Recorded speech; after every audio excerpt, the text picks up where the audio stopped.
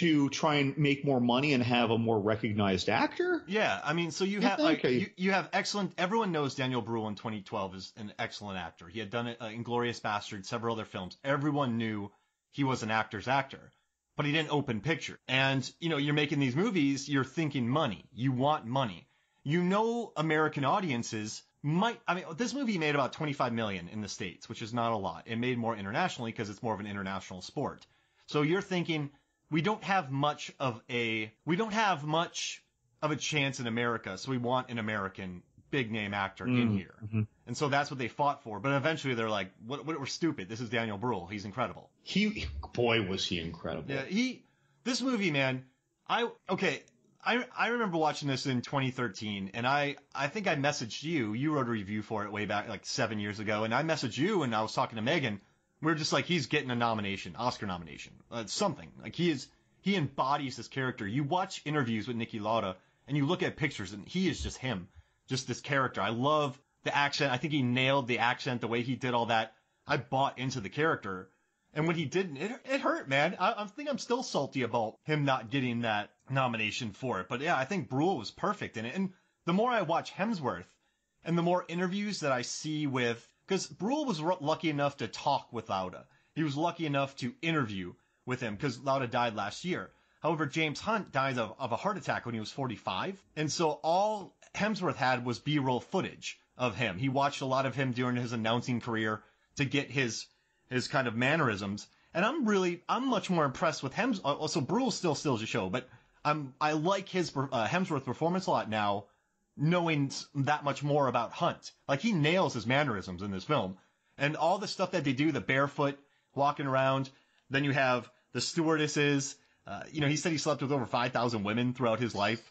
The puking before, that's everything he did. Like, they both embody these characters really well. Yeah, I was really impressed with Hemsworth, but I mean, yeah, Bruhl is not knowing any of the backstory. Bruhl is the champion actor of this movie. I'm just going with what I'm seeing on screen. Absolutely. And I think my favorite moment in this film is when he first meets his wife-to-be, and they get into a car, and he's driving really slow. And he's like, I don't see any reason to drive fast. There's no reason to drive fast. And she's like, well, I want you to. He's like, do you always get what you want? She's like, yeah.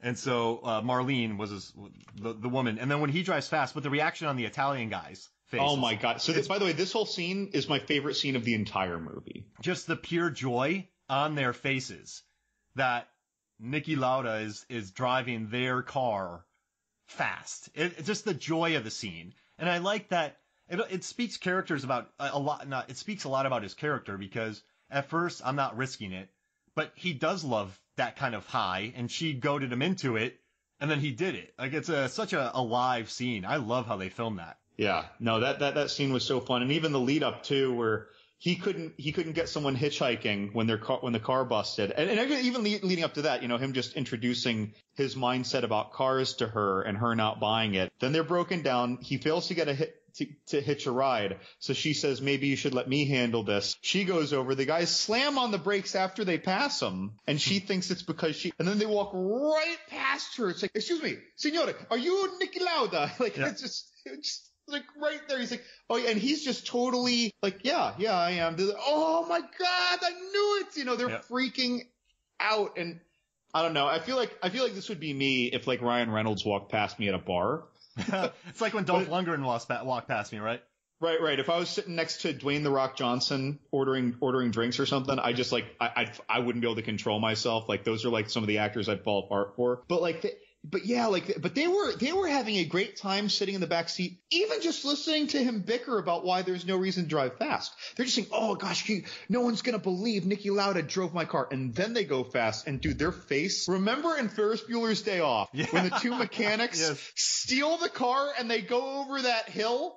And like in the air with those faces of pure joy and excitement, like that was these guys. Yeah, that's such a live scene, and this movie has a lot of that. I loved it, and I'm getting very technical here and kind of geeky, but I also love. I don't know if you noticed this, but in the beginning, when you're introduced to the two characters, what the director wanted to do was, since Lauda is so technical and so intelligent, he framed them in very linear shots where the cameras, there's not much movement.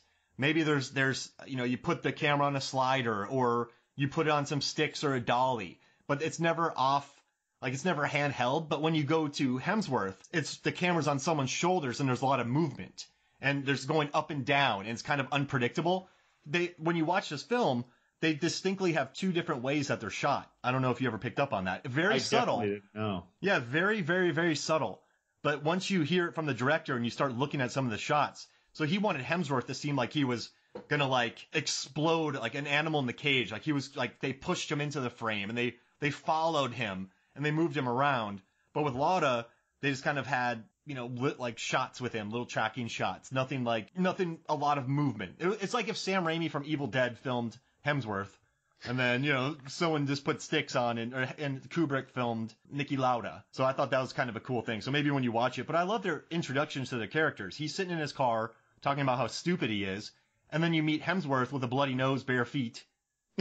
It's a really neat way to introduce the characters too. I dug that in like the way that they established them right off the bat. So when you and I knew nothing about these guys when we watched this movie in 2013, did you get the full story of this? Did you feel like you knew exactly what was going on? You didn't have to know anything about F1? I want to say yes. I'm sure that if I knew about F1, it all would have been richer for me, right? Yeah. But even still, so I just saw this movie with my dad because we ate lunch in downtown St. Pete, and we felt like seeing a movie and it was starting soon. I saw the trailers and I knew it looked like a beautiful movie, right? Yeah. And I thought this was going to be a cool movie. So we just went to see it. And this is one of those things, and I felt the same thing way back then as I feel now. And that's that, how sometimes, well, you would have a better eye than me, but sometimes people see a movie and they're just like, I don't know what it is that makes this spectacular, but I can tell that this is a masterpiece. Like, I don't know why. I don't know it's because of these light filter things. I don't know if it's because of the camera work or the set design, but like, I can't pick out what it is. But this movie impressed me more than the scenes or the actors themselves. Like, the whole product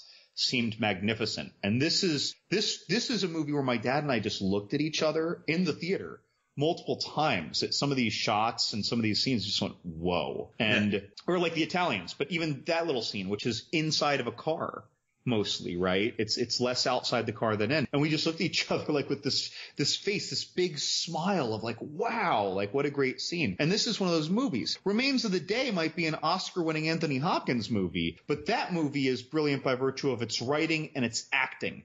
It is not, in my opinion, it doesn't impress upon me scene by scene. Whereas this movie, most of the scenes had impact beyond the words and the players in them. And so that really wowed me. So again, like, I might not have known anything about Formula One, but Ron Howard, man, his brush can still paint such a picture that I don't need to know art history to know why this matters today. Yeah, I think this sounds weird, but I think the $35 million budget helped because they had to get super creative. And I think that made it more kinetic in the job. So I have a film business question, Mark. Yeah. So so let's say that I'm a no-name director and I'm given $35 million, right? Like, I got a short film award and now someone's giving me, the big movie, right? And I have $35 million. But then Ron Howard is given $35 million to make the same film. Does he have an easier time getting better and more experienced crews for his dollar than I do? Does he have people jumping to work at even a lower rate because it's a Ron Howard movie than with me? Is he getting people putting in the extra effort? In other words, is he also, without even having to try, because he's Ron Howard, because he's proved himself over and over again, is he getting kind of $50 million out of his $35 million? I would say he's getting $70 million out of the 35. What I mean? Like, yeah. He's getting more out of it. He doesn't have to try and get people to choose his project over this other project that's the same amount, the same pay. He's winning that bid, if you will. That's obviously helping him. Yeah, I think right? One thing that would really help him is he would be able to get it done much quicker because he had been nominated he had already won an Oscar for Best Director. He had won an Oscar for Beautiful Mind. He had made Apollo 13. He had done Willow. He had been there, done that. So just him knowing, and also he produced it. Him and Brian Grazer, they're the ones who got the money for it. So he's going to, if you're a young director and you're not producing it or finding the money, you don't understand that money as well. So you're Right. not worried about the previs because you don't have that experience. You're not worried about it. You kind of, does that make sense? Oh, So, yeah. he's going to get these people because he's just done it, been there, done that, and he has that name in the industry. So I'd rather give, I see sometimes why these second-time directors get $200 million movies because there's so many people breathing down their throats, they really don't have much of a say. But on a $35 million movie, you could probably have more creative freedom, and that would help Ron Howard every time. Mm-hmm. So, I mean, no, it's super industry-y, but that's just my thoughts. But again, anyone who sees this movie, because you go back 10, 20 years, it wasn't as much public knowledge. It wasn't as much publicly discussed outside of the industry people and the movie fanatics, budgets. Yeah. I feel like I didn't understand much about budgets, 10, 15 years ago. I just knew that at the time Waterworld had the biggest budget, Yeah. I knew random trivia. But I think that if you put any audience today in front of that movie today and even just called it a 2020 movie, they'd still be baffled, even if you adjusted it for inflation when you told them the budget. They'd be certain that had to be higher because, Avengers had this and then this other movie had this and this movie had, they know so much. I feel like this would just wow people. And it's not even a short movie. The credits are 12 minutes at the end, but an hour and 50 minutes to be 35 million. That's gnarly, dude. That's why I researched The Living Daylights about this movie. And so I watched it. I love talking about just the different moments and all the great scenes, but I also, I went in depth to learn how they did this for so cheap. So I love having an understanding of this movie. But yeah, it still holds up today, for sure. I mean, the performances, the lighting, they establish the mood. And I also think since it's a period piece and there's no mention of Twitter or any of that kind of stuff, it will help it age even better, if that makes sense. Yeah. No, and I mean, all right, so this is pretty cool, too, as far as the racing. And I worked with a lot of cars when I was in the industry, and I loved hearing about this. So remember in the beginning when he's doing F3 racing? Yeah. They couldn't afford a lot of F1 cars from the 1970s because there's not that many. They had to get private collectors, but they dressed up F3 cars as F1 cars. And they had this thing called the Mule that was a race car, and they attached cameras all over it. And those cameras just that car drove fast behind all the race cars on second unit to get all those shots. And I also know, I don't know if you noticed this during the first race, they would put cameras on the weirdest spots on the cars. So the director didn't want to put the cameras in stock spots. So they put the cameras in places where they would attach a GoPro S camera or a C300. The key grips would rig it onto the race car. And what it would do is there's a scene where Chris Hemsworth looks into his rearview mirror and then you see the rearview mirror moving because they're going so fast. And that's what the camera caught. So, and very cheaply, they're able to establish speed in this movie. So this smart moves all around.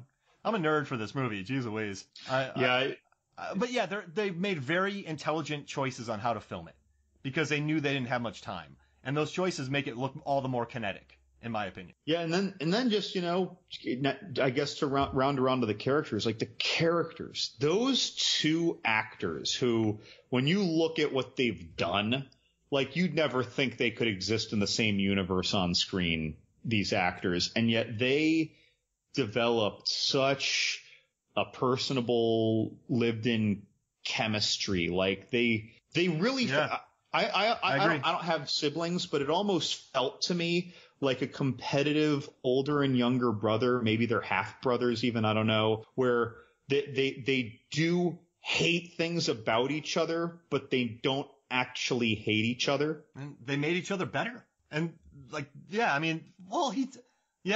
he did do that. He did do that shifty thing on him, though, when he said his car was illegal. But I guess that's in the rules, right? But I think that's more of a thing about Lauda than a thing about their relationship. Yeah, and even Hunt laughed it off. I saw a real interview. He's like, well, that's just Lauda. But what was it? Even the first, it's hardly a scene, but the first shots, right? Hey, right before we really are introduced to the characters, like you said, Hunt in his bare feet and Lauda in his scene. It was before the race where he's saying did he change to wet tires? Okay, then we're not changing either. So there's but that was less, I think, fear of the other one rather than respect for the decision. Yeah. And trust it. You know what?